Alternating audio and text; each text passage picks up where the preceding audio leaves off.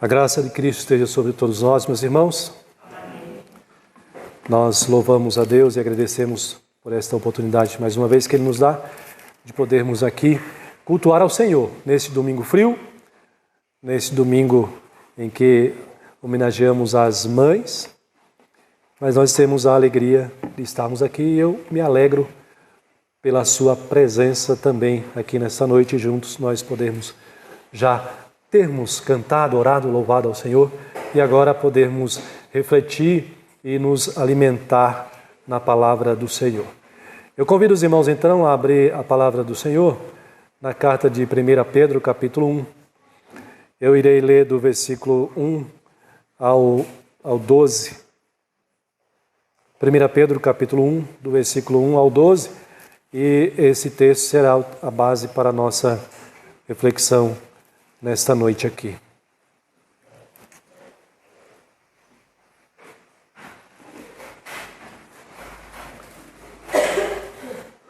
Primeira Pedro, capítulo 1, versículo 1 a 13.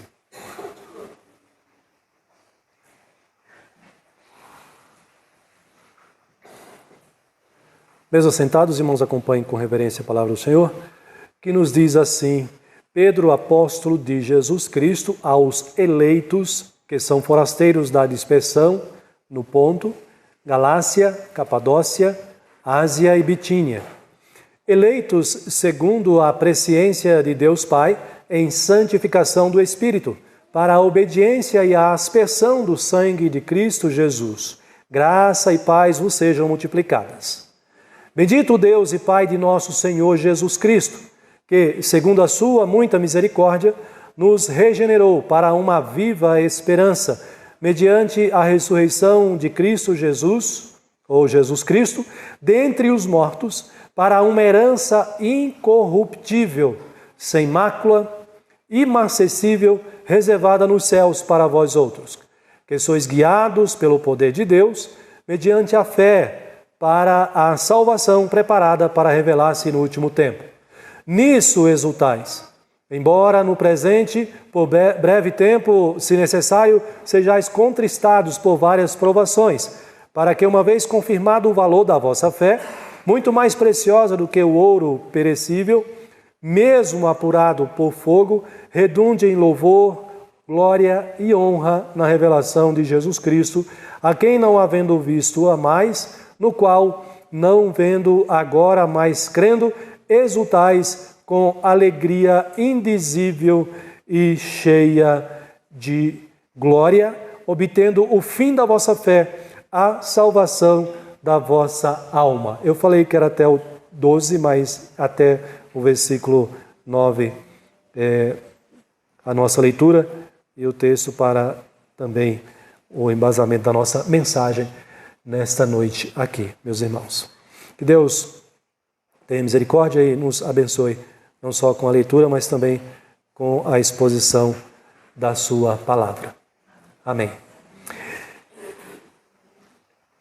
Você se lembra da última vez que você teve uma grande alegria no seu coração? Você se lembra? Quando foi a última vez que você teve uma grande alegria? Ah, pastor, foi hoje. Eu, como mãe, fui homenageada. Uma alegria que foi radiante e inesquecível na sua vida. Se foi inesquecível, então você certamente está lembrando aí da última alegria, a grande alegria que você teve no seu coração nesta vida aqui neste mundo. Qual foi a grande alegria que você teve? E faz muito tempo? Foi recente? Por que eu estou fazendo essa pergunta?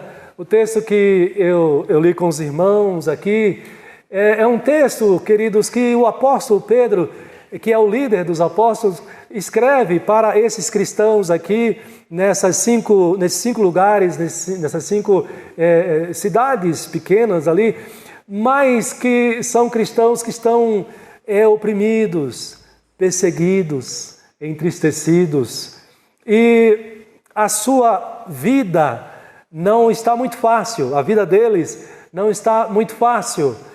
E Pedro então escreve esta carta aqui com esse objetivo, com o objetivo de consolar esses irmãos perseguidos, de encorajar e animar esses crentes que estão ali sendo oprimidos, não porque eles pecaram, não porque tem algum outro motivo secular, mas o motivo da perseguição é a nova fé que eles têm agora em Cristo Jesus. Eram judeus, mas agora convertidos, judeus convertidos, que agora vivem por esta nova fé, o cristianismo, a fé em Cristo, são discípulos de Cristo, e por isso mesmo eles agora são alvos de perseguição, de opressão.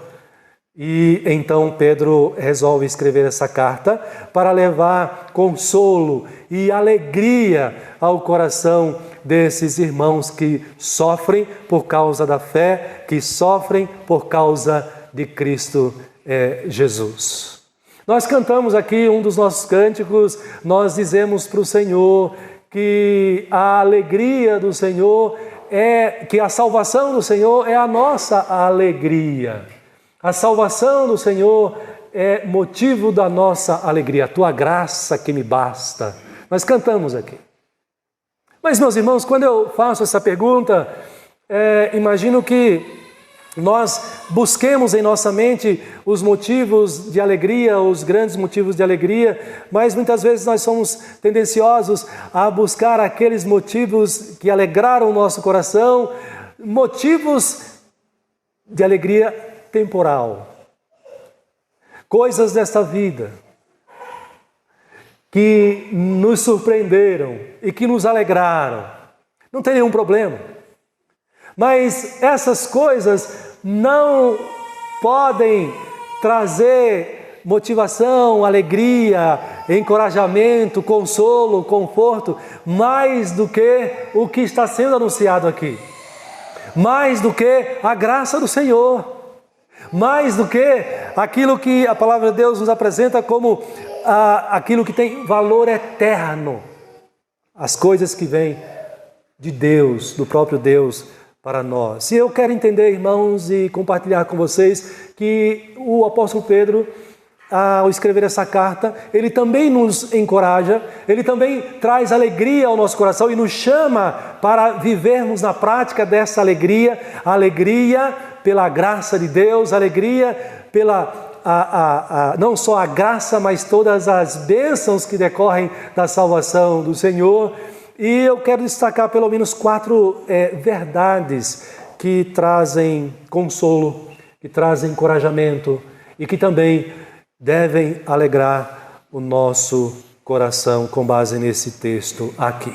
É bem verdade que nós como cristãos nesse mundo aqui, e eu acho que você concorda comigo, nós não vivemos a perseguição que esses irmãos viveram. No Brasil nós não sofremos esse tipo de perseguição ainda.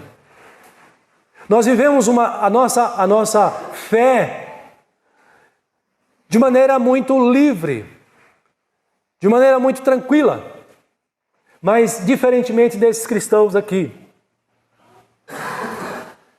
Nós, apesar de não termos ou estarmos vivendo essa perseguição, nós podemos também nos alegrar e nos beneficiar com essas verdades que são apresentadas aqui no texto e alegrar o nosso coração com base nessas verdades também.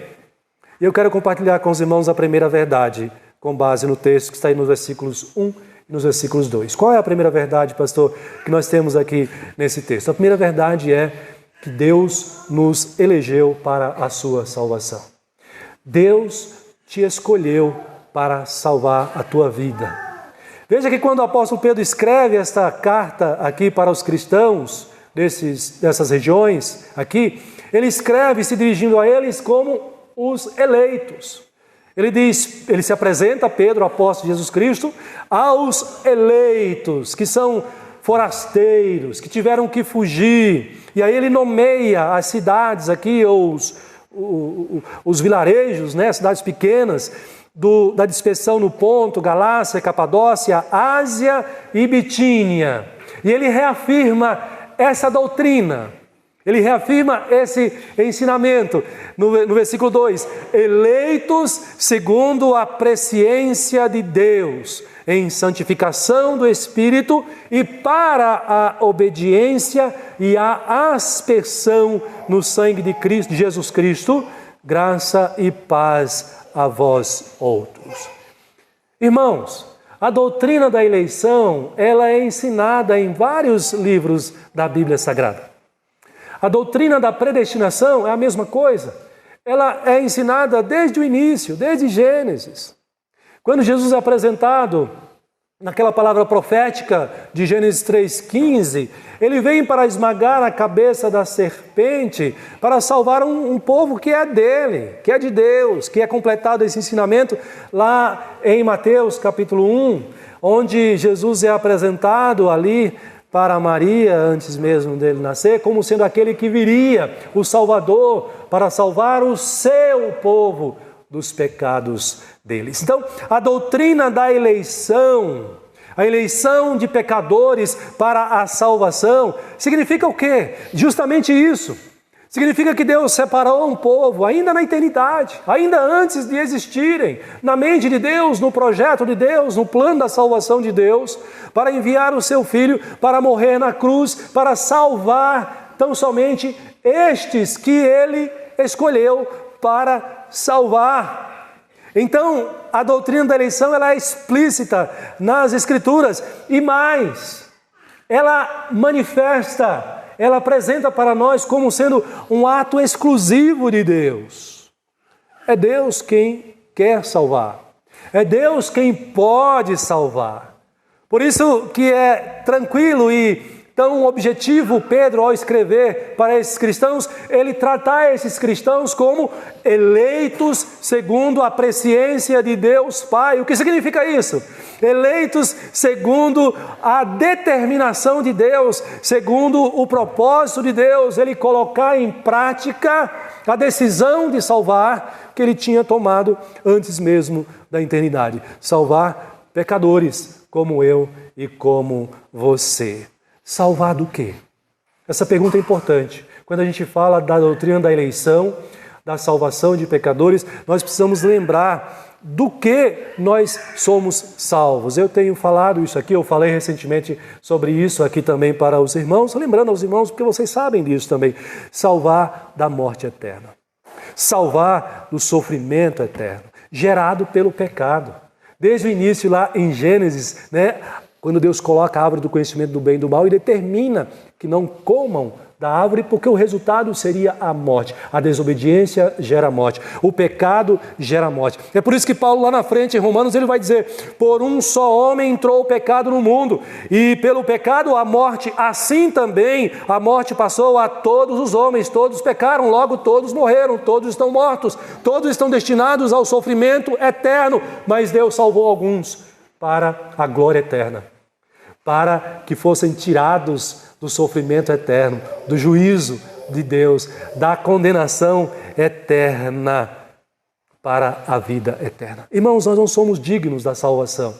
Nós não somos merecedores, e nós sabemos disso também. Nós não somos merecedores. Paulo vai dizer que não há um justo sequer.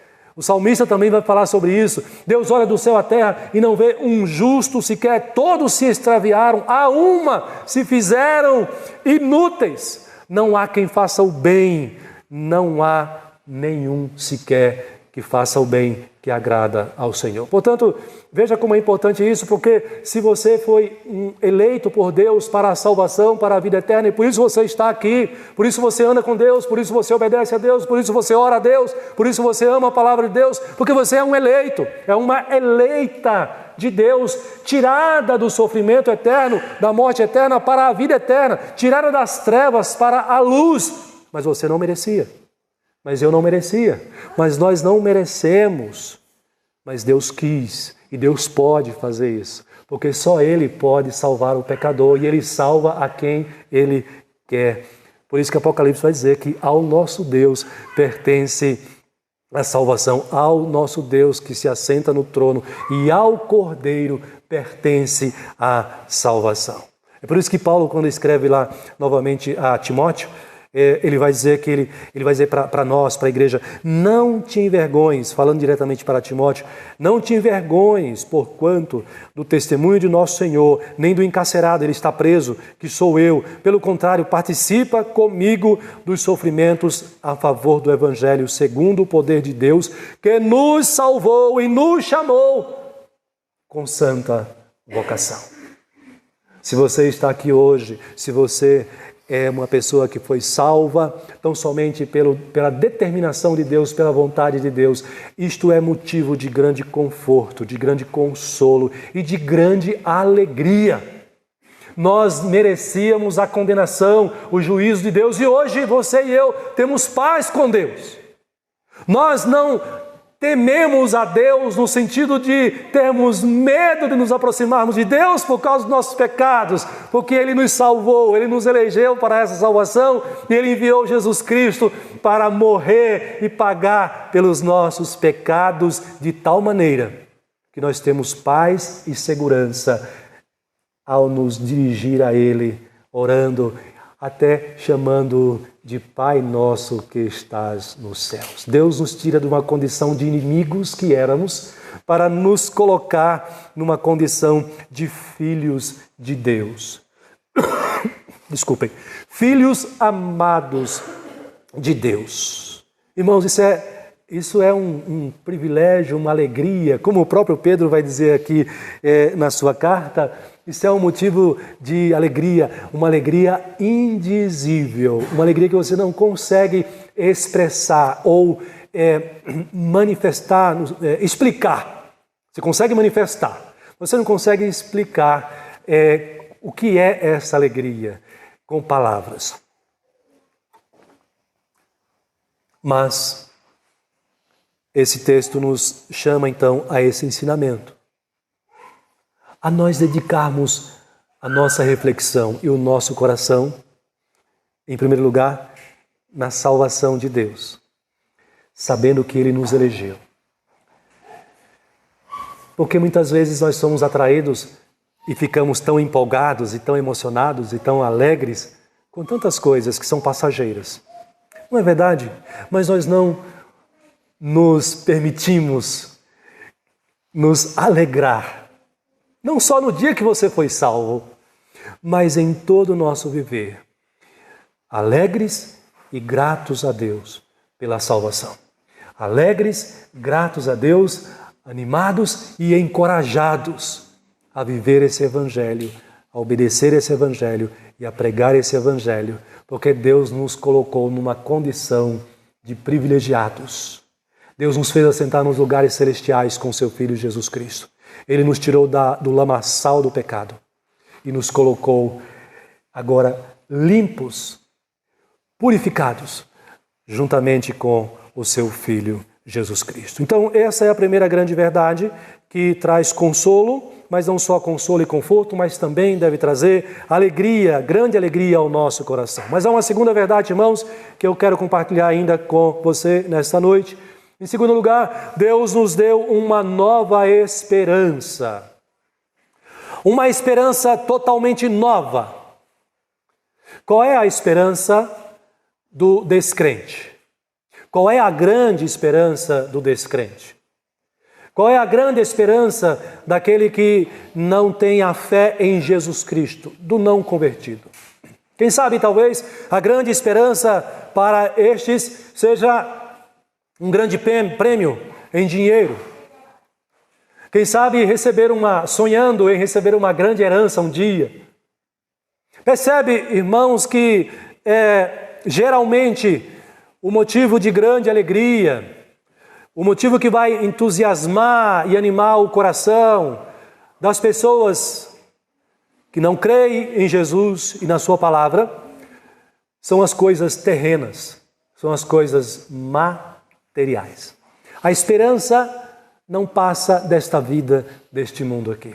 O que Pedro está dizendo para esses cristãos perseguidos é que eles devem se animar, é que eles devem se permitir, com base nessas verdades, serem encorajados, consolados, para seguirem obedecendo e pregando o Evangelho, porque Deus lhes concedeu uma nova esperança. O versículo 3 diz assim: Bendito o Deus e Pai de nosso Senhor Jesus Cristo, que segundo a sua muita misericórdia nos regenerou, nos gerou novamente, nos deu uma nova vida e nos deu essa nova vida para uma nova esperança. Vocês já pararam para pensar que a esperança do crente é assim, é uma esperança totalmente nova. É uma novidade de esperança. E é uma esperança que se renova. Não é uma esperança que tem data de validade, no sentido de que ela vai vencer, vai perder o seu valor. Ela vai se cumprir quando Jesus voltar, é verdade. Mas no decorrer do nosso viver, da nossa vida aqui neste mundo, ela não vai perdendo a sua importância, perdendo o seu valor, porque ela é uma esperança viva. E essa esperança deve trazer conforto, deve trazer consolo, deve trazer encorajamento, deve trazer alegria ao coração do crente. Por isso que João menciona ou traz Pedro, o apóstolo Pedro, traz esse ensinamento para esses cristãos perseguidos, dizendo que Deus nos regenerou para uma viva esperança mediante a ressurreição de Jesus Cristo dentre os mortos. Observe que Pedro aqui, ele está chamando a nossa atenção para esta realidade, a realidade de que aqueles que entregaram a sua vida para Cristo, aqueles que confiam em Cristo e obedecem a sua palavra, estes têm uma esperança. Essa esperança os conduzem para além da morte, para além desta vida aqui. Então, o crente é alguém que vive neste mundo, mas com a sua visão e com o seu foco na eternidade, com o seu foco no novo céu, na nova terra. O crente é aquela pessoa que ele tem a convicção de que ele foi eleito por Deus, não para que a sua vida se limitasse a esta realidade aqui, mas ele foi eleito por Deus para ser conduzido a uma nova vida, a uma vida eterna juntamente com o Senhor. A palavra regenerar aqui no texto, você já sabe, significa nova vida, um novo nascimento. Portanto, aquele que é pecador agora convertido, regenerado, é um pecador que se arrepende dos seus pecados, que crê em Jesus Cristo e desfruta agora, dentre as maravilhas que Deus nos dá, da nova esperança.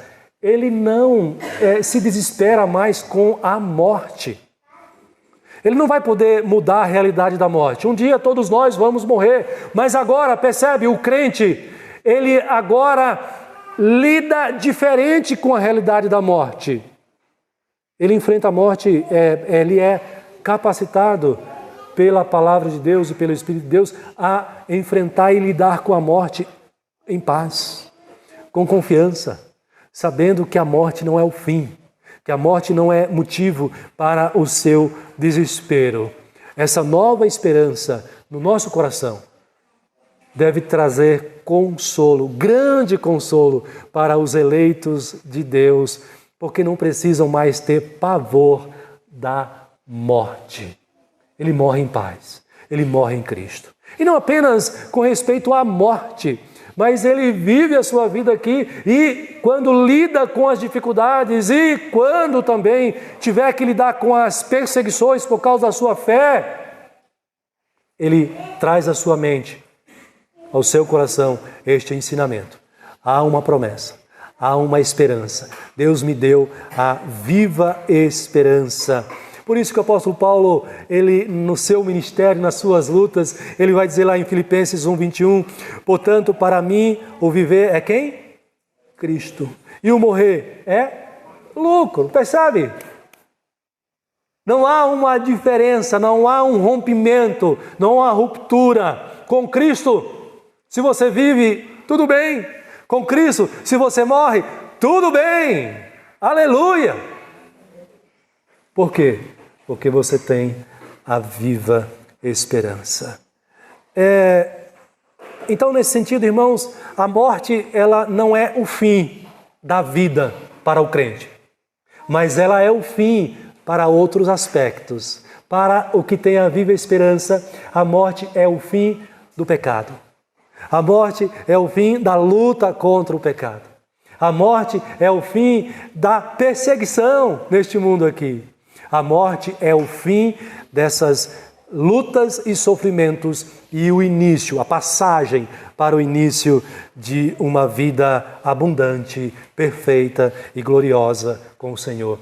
Veja aqui, o apóstolo Pedro está nos convocando, está chamando a cada um de nós a nos alegrar, a nos encorajar, a nos animar com base nesse ensinamento. Além de termos sido eleitos para a salvação, você é alguém que em Cristo você tem a viva esperança. Você coloca a sua confiança e a sua esperança no Senhor e naquilo que Ele tem prometido. Pela fé, você vive desta maneira, confiando no Senhor. Então, irmãos, vivamos alimentados por esta viva esperança, aguardando com paciência e passando pelas lutas, pelas provações, pelas dificuldades e até mesmo pela perseguição, com essa esperança que ela será cumprida um dia. Não nos deixando abater-nos, não permitindo que nos desanimemos, mas encorajados, estimulados e alegres, com base nessa esperança, sigamos adiante até o encontro com o nosso Senhor. Aí está a razão da sua esperança. Então, o que deve alegrar o seu coração? Saber que você foi eleito por Deus para a salvação. O que deve alegrar o seu coração quando vier a tristeza, quando vier a dificuldade? Você trazer a sua mente, trazer o seu coração a uma promessa. Deus me deu a viva esperança. Que a sua vida não seja entregue aos problemas dessa vida aqui e você se desespere com isso, mas que você se anime e se fortaleça confiando e sendo motivado por essa esperança. Mas ainda há uma terceira verdade que deve nos encorajar e nos animar, que está aí no versículo 4 do nosso texto. Que Deus nos deu uma grande herança, uma grande herança. O versículo 4 diz que Deus nos escolheu então para uma herança que é incorruptível. O que é incorruptível? Não se corrompe, não se destrói, não é destruída. Uma herança sem mácula, ou seja, perfeita, não há defeito nessa herança que Ele nos deu.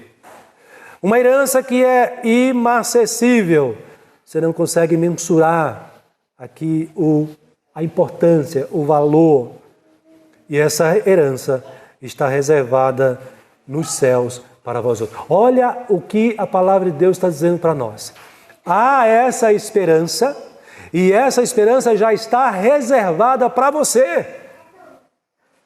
Está garantida para mim e para você essa herança que Deus nos concedeu. O apóstolo João ele tem uma visão futurista ao escrever o livro de Apocalipse. O livro do Apocalipse é uma revelação que ele recebe de Deus, e nessa revelação ele tem uma visão dos céus. E ele vai dizer para nós lá em Apocalipse, dizendo o seguinte, Apocalipse: vi novo céu e nova terra, pois o primeiro céu e a primeira terra passaram e o mar já não existe. Apontando para a realidade dessa herança que é prometida para nós aqui. Há um novo céu, há uma nova terra. Paulo, em Romanos, ele vai dizer: porque para mim tenho por certo que os sofrimentos do tempo presente, e você conhece esse texto, não podem ser comparados com o quê? A glória a ser revelada em nós. A glória a ser revelada em nós. Aqui o apóstolo Paulo, talvez ele tenha em mente a nossa glorificação no último dia. Isso é parte da nossa herança também. Jesus promete que quando Ele voltar a este mundo, Ele vai, se estivermos mortos, nos ressuscitar. E se estivermos vivos, seremos transformados. E o nosso corpo será semelhante ao corpo de Cristo. Cristo teve um corpo na ressurreição, um corpo perfeito, um corpo glorificado. Um corpo preparado para a eternidade, para viver eternamente. Um corpo perfeito. Paulo está dizendo, o teu sofrimento é grande? As tuas lutas são grandes aqui neste mundo? Não foque nas suas lutas. Não entregue o seu coração às suas lutas. Entregue o seu coração à promessa, à herança que Deus tem preparado para mim e para você. E essa herança, ela é uma herança perfeita. Parte dessa herança é sermos glorificados em Cristo Jesus. Meus irmãos, o que há de mais importante do que essas coisas que Deus está colocando aqui para nós? O apóstolo Pedro aqui nesse texto, ele faz a comparação dessas coisas com aquilo que talvez seja mais valioso para os homens neste mundo aqui, que é o ouro, as pedras preciosas. Mas ainda que seja o ouro mais puro, não podem ser comparados com essa herança que Deus nos prometeu, com essa riqueza que Deus está garantindo para nós aqui no texto, que está reservada nos céus para nós outros. Não existe riqueza neste mundo que seja comparada com a riqueza da herança que Deus já guardou, já garantiu, já reservou para nós. Os crentes, os eleitos, são herdeiros do novo céu e da nova terra. William Hendricks, que é um autor que eu gosto bastante, ele vai dizer que na volta do Senhor Jesus Cristo, este universo, apontando para a restauração dessa terra, desse céu e dessa terra na volta de Cristo, ele diz que na volta do Senhor Jesus Cristo, este universo será submetido a um processo glorioso de transformação. Esse então significa que esse céu e essa terra serão transformados, serão glorificados. Ele diz, de forma que dos antigos céu e terra sairão os novos céu e terra. Do universo inteiro, com exceção exclusiva do inferno, olha aqui, presta atenção nisso aqui que é importante para você. O que esse autor está dizendo é que esse céu, essa terra serão transformados, serão glorificados. É a nossa herança. E ele está dizendo que os céus e terra serão transformados, com exceção do inferno. Ele coloca entre aspas, com exceção exclusiva do inferno. Tirando o inferno, toda mancha de pecado e todo rastro de maldição serão removidos. Nós nos angustiamos, né? Eu fico angustiado muitas vezes com situações difíceis neste mundo. Situações dolorosas. Nós nos entristecemos essa semana por uma situação lamentável que aconteceu entre dois adolescentes da nossa igreja, da Igreja Presbiteriana do Brasil, lá em Minas Gerais. Você deve ter sabido disso. Um adolescente tirou a vida de outro adolescente. Uma fatalidade. Duas famílias destruídas. Casos de adolescentes acontecendo aqui em São Paulo. Crianças sendo violentadas de maneira brutal. Tanta coisa ruim que acontece nesse mundo como resultado do pecado no coração do ser humano. Qual é a herança aqui? Qual é a promessa aqui? É que esse mundo mau, esse mundo corrompido, esse mundo nesse estado de podridão, de pecado, ele será restaurado, purificado, glorificado. E mais do que isso, irmãos, a promessa aqui é de que o Senhor habitará conosco. O Senhor Jesus habitará conosco. Essa é a nossa glória maior. Poderemos desfrutar da presença pessoalmente do nosso Senhor Jesus Cristo habitando conosco, porque esse é o seu desejo. Nós vimos isso na leitura aqui da oração sacerdotal, em nossa liturgia, o desejo do Senhor de estar conosco. Esse dia glorioso há de chegar, irmãos, e essa herança nós receberemos porque ela já está reservada nos céus para cada um de nós, porque Deus assim promete na sua palavra. Ele promete nos dá essa herança bendita, essa herança gloriosa. Mas há uma quarta verdade que deve alegrar o nosso coração e deve nos animar como servos de Deus neste mundo aqui. O versículo 5 diz ainda que Deus nos guarda na sua graça. Observe o versículo 5. Pois sois guardados pelo poder de Deus mediante a fé. Guardados para quê? Diz o apóstolo Pedro, para a salvação preparada para revelar-se no último tempo. Pastor, eu sei que Deus me salvou.